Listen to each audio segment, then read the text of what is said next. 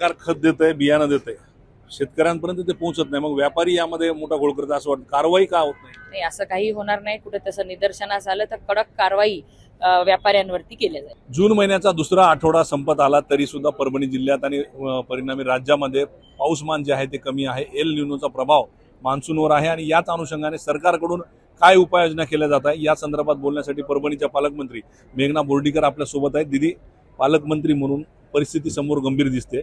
14 तारीख आलेली आहे, पाऊस नाहीये, काय उपाययोजना केल्या जाणार आहेत, काय आव्हान शेतकऱ्यांना? बघा, अल निनोचं वर्ष आहे म्हणून आदरणीय मुख्यमंत्री देवेंद्र फडणवीस साहेब वारंवार महाराष्ट्रातील शेतकरी राजाला सांगत आहेत की आपण पेरण्यांची गडबड करू नये. मीही परभणी जिल्ह्यातील सर्व शेतकरी बंधू भगिनींना सांगू इच्छिते की 75 mm ते 100 mm चा पाऊस होईपर्यंत आपण शेतात पेरणी करण्याची गडबड करू नये, कारण दुबार पेरणी करण्याचं संकट आपल्यावर येऊ शकतं. म्हणून चांगला 75 mm ते 100 mm पाऊस होऊ द्यावा आणि त्यानंतरच आपण पेरण्या कराव्यात. ह्या वर्षी पाऊस सुद्धा हा कमी सांगितलेला आहे, त्यामुळे तशाच पद्धतीने आपण शेतीचं नियोजन करावं. खताचा एकीकडे युद्ध सुरू आहे, त्याचा परिणाम पेट्रोलियम पदार्थांवर, खत असतील, बियाणे असतील, याचा तुटवडा जाणवतोय, लिंकिंग केलं जात आहे असा आरोप होतोय. कारवाई होताना दिसत नाही. बघा, एवढं युद्ध चालू आहे आणि आपला देश सोडून इतर देशांमध्ये आज पेट्रोल डिझेलचे भाव काय आहेत बघा. पण केवळ नरेंद्र मोदीजींसारखं नेतृत्व आपल्या देशामध्ये पंतप्रधान म्हणून आहेत, म्हणून आज पेट्रोल डिझेलचे भाव सुद्धा त्या पटीने वाढलेले नाहीत आणि मुबलक प्रमाणामध्ये पेट्रोल डिझेल सुद्धा आपल्याला मिळते. त्याच पद्धतीने खताचा सुद्धा जो एक शेतकऱ्यांच्या मध्ये भीतीचं वातावरण आहे की खत मिळणार नाही वगैरे, परंतु कृषी विभाग ज्या पद्धतीने सूचना करेल त्याच पद्धतीने शेतकरी बंधू भगिनींनी खत वापरावं आणि तुटवडा निर्माण होणार नाही.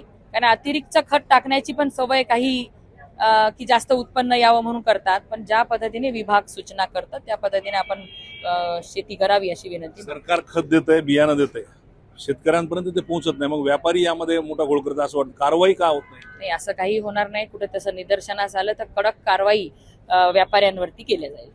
पुढे जर समजा पाऊस नाही झाला तर मग पुढे काय उपाययोजना सरकारच्या माध्यमातून? बघा, केंद्र सरकार, राज्य सरकार, पाऊस नाही झाला तर कशा पद्धतीने रोजगार निर्मिती होईल, उत्पन्नाचं साधन काय, मग जी रामजी सारख्या योजना असतील त्याच्या माध्यमातून मोठी कामं आपल्या जिल्ह्यामध्ये, आपल्या परिसरामध्ये करण्याचं काम सरकारच्या माध्यमातून होईल. त्यामुळे त्याची चिंता आपण करू नये एवढीच विनंती. पुढचं वर्ष सुद्धा मोठं संकटाचं आहे असं मुख्यमंत्र्यांनी म्हटलं. तर आपल्याकडे एवढे धरण आहे, पाण्याचं नियोजन कशा पद्धतीने केलं जाणार आहे? कारण पाणी आपल्याकडे आहे तर त्याचं जे योग्य आपल्याला त्याचं नियोजन करणं गरजेचं आहे, तर तसं नियोजन काही केलं का? बघा, महाराष्ट्रामध्ये आणि खास करून आपल्या मराठवाड्यामध्ये आपल्या पिढीने दुष्काळ बघितलाय.